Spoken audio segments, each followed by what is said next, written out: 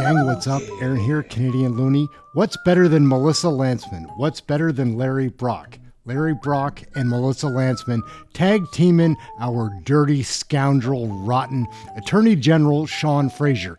He's the worst. Don't mistake him for incompetent. He's devious. Anyhow, here on the House of Commons floor Friday morning, they tore him apart. Wait and see what comes up. We're going to follow up with the Sean Fraser story after this. But first, we're going to get into question period and how Melissa Lantsman teamed up with Larry Brock to tear our Justice Minister to shreds. Sean Fraser is a goof. Let's take a peek. Hey, that's something everyone can enjoy. Oral questions. The member for Thornhill. Crime policy, violent crime is up 50%, sexual assaults up 75%, gun crime up 116%. Just about everybody in this country is demanding bail reform, and yet the Liberals block it at every turn. Every single day they delay, more rapists, gangsters, and repeat offenders are dumped back on our streets to victimize innocent Canadians. Why are the Liberals obstructing fixing the broken bail system and choosing to shield dangerous criminals rather than protecting Canadian families? Why don't they do something about it today? Minister of Justice and Attorney General. Mr. Speaker, with respect to my honourable colleague, I'm sure she knows that we are moving forward with bail reform legislation that will be tabled in the House this fall. I had the opportunity yesterday to connect with a number of my critics, including the Conservative critic, to discuss items of mutual concern. Our belief on this side of the House is that we need to strengthen our bail laws and our sentencing laws to ensure that dangerous people who commit serious crimes and pose a public safety threat are not let to roam free on our streets. For Thornhill. Mr. Speaker, he voted for all of the things to break our system. The now public safety minister actually said during the election that bail wasn't a problem, and the justice minister, who just answered that question, ridiculed Canadians with his Twitter hot takes. After years of headlines about violent offenders released again and again in our streets, the Liberals are obstructing a real solution right now to fixing bail. On Monday, they have a chance to vote for the 3 strikes you're outlaw, to end repeat violent offenders being churned out onto the streets. Do they really think Canadians should wait for the next murder, the next assault, or the next victim? Act now. Minister of Justice and Attorney General of Canada. Mr. Speaker, we agree that we need to take action to ensure that violent repeat offenders are not left on our streets. However, it's curious the strategy that the Conservatives have chosen. The law that they are putting forward now has been shown to be a failure in every jurisdiction in which it is tried. It is a theory that has come directly out of the United States. I don't know if the opposition was paying attention during the recent election campaign, but Canadians very much want laws to be developed in Canada. Mr. Speaker, this is Canada, not the United States, and my citizens who I represent from Central Nova would very much like to keep it that way. Like the United States is a monster or something. Like they're trying to sell the United States as the boogeyman. They're not the boogeyman. Member for Brantford, Brant South, Six Nations.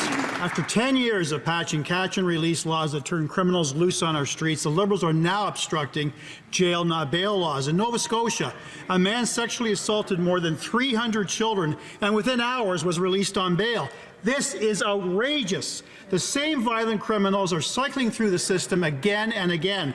That's why our Conservative motion brings 3 strikes and you're outlaw, no bail after 3 serious convictions. On Monday, will the Liberals stop obstructing Parliament and pass it? Hear, hear. The Honourable Minister of Justice. Mr. Speaker, the circumstances my honourable colleague raises are clearly engage heinous crimes that need to be taken absolutely seriously.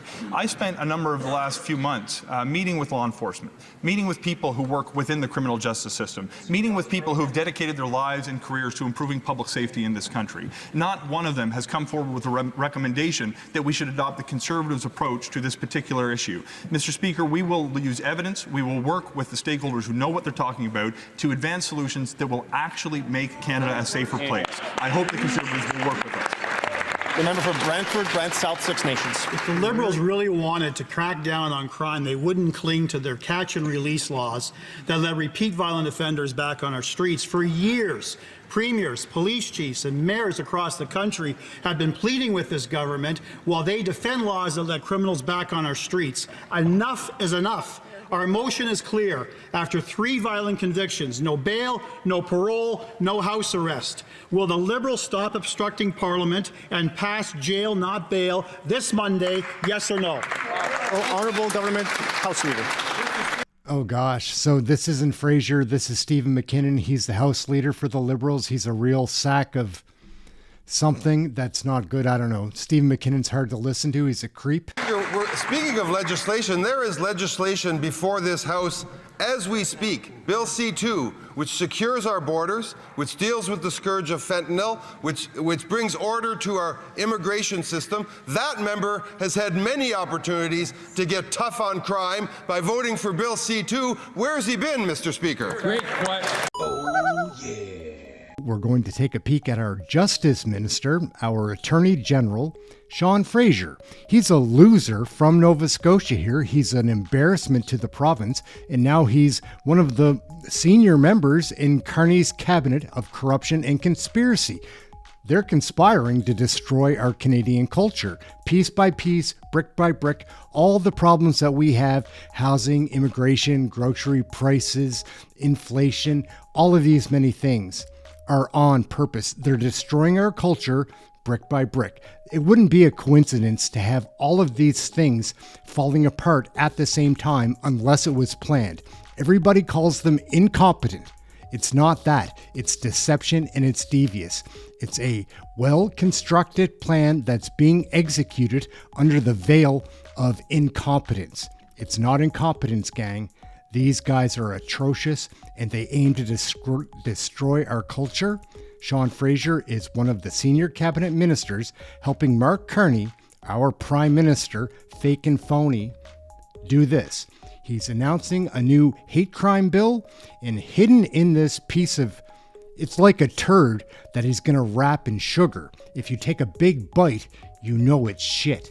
But he's going to try to dupe you and put the sugar on top. That's what he's going to talk about first. Then maybe he's going to reveal. I haven't seen this yet. I just know that this is what is coming.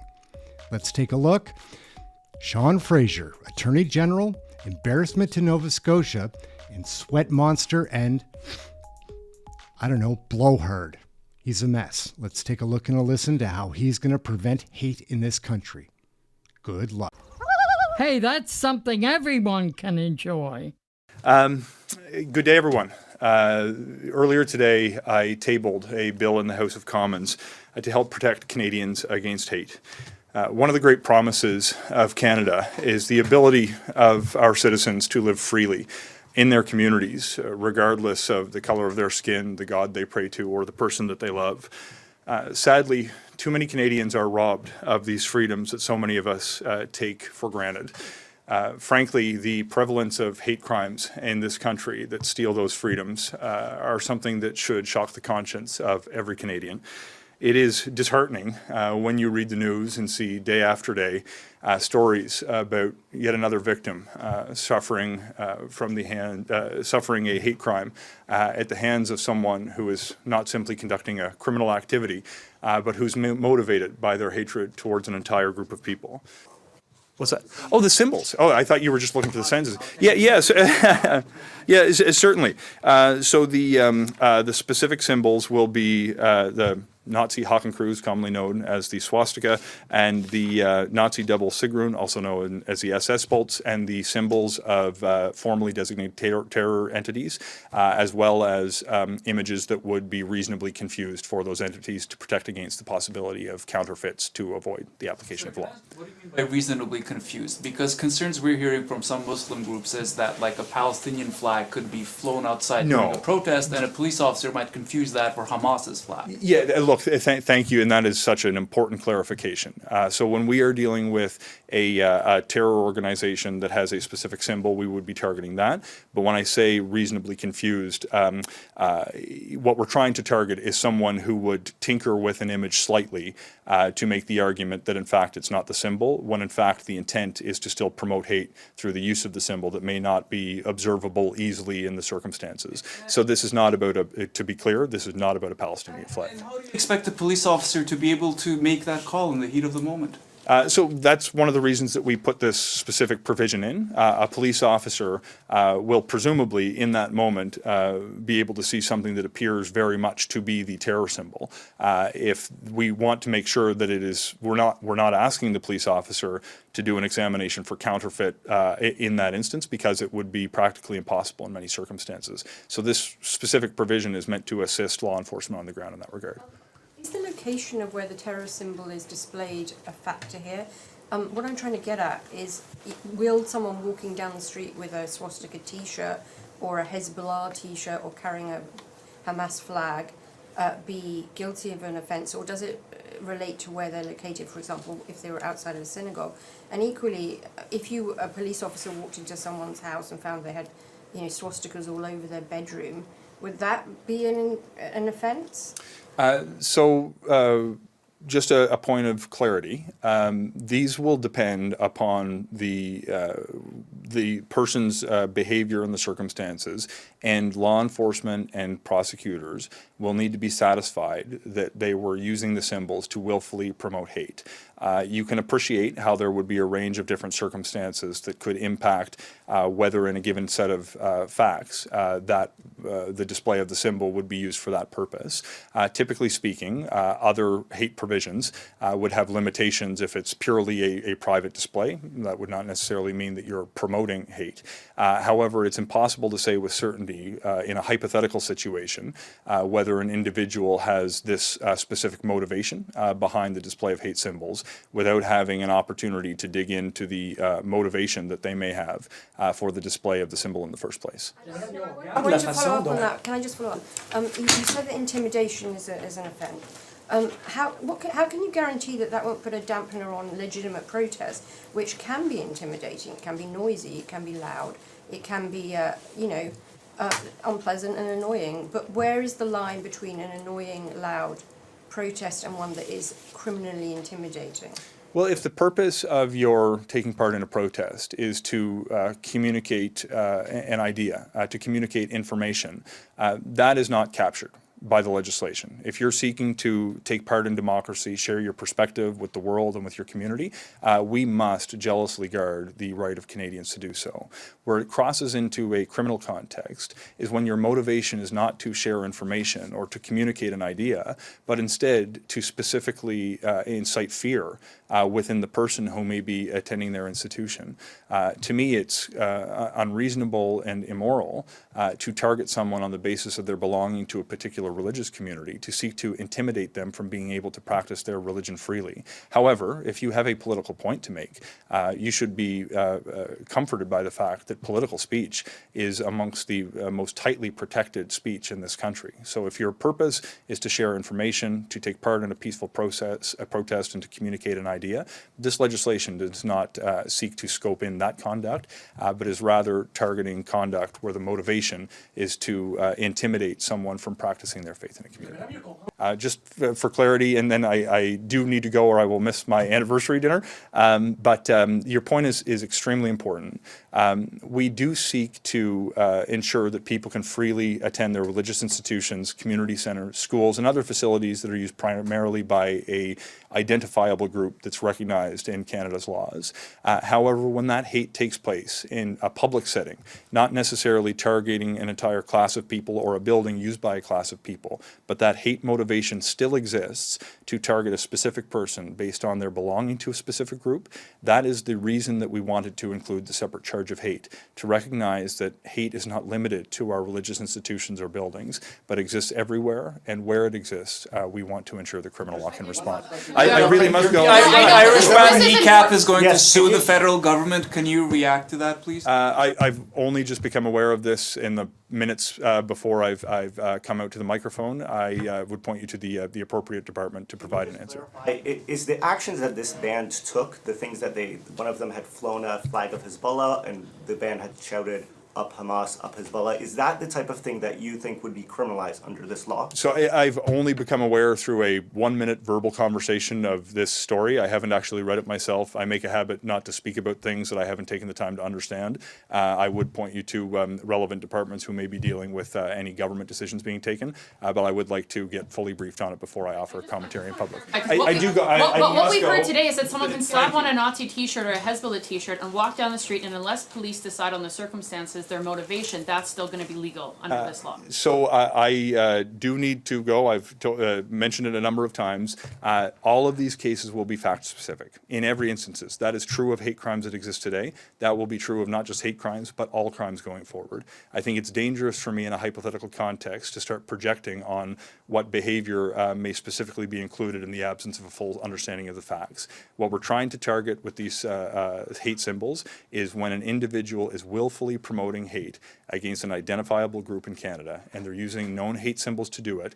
We want that to attract criminal law scrutiny. Thank you very much, everyone. Merci tout le monde. And I do hate to run, everyone. We will see you soon, and I'll try not to run. Oh, yeah. We're going to wrap it up there, gang. It looks like Sean has a dinner to get to. This guy, don't let him fool you. He was the immigration minister, lost track of 1 million people. Never had to be accountable for screwing that up. He got moved over to housing. How's housing doing? Screwed all of that up too. Promote him again. Carney comes in now to screw up our justice system even further.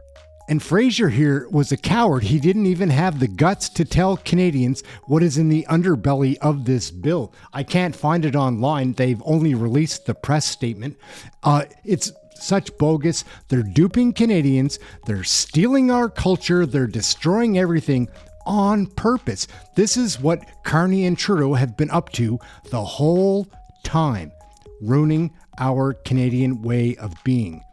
It's not a coincidence that all of these terrible things are happening, and Sean Fraser is just one of the stupid peons in Trudeau and Carney's plan. He'll do anything they ask. He'll probably be some diplomat in the UN. That'll be his promotion next for screwing up our justice system. That's going to be his reward, something like that. It's hard to watch. It's hard to tolerate. If you follow politics, not watching the news, watch the politics. That's what they're up to. Oh, yeah.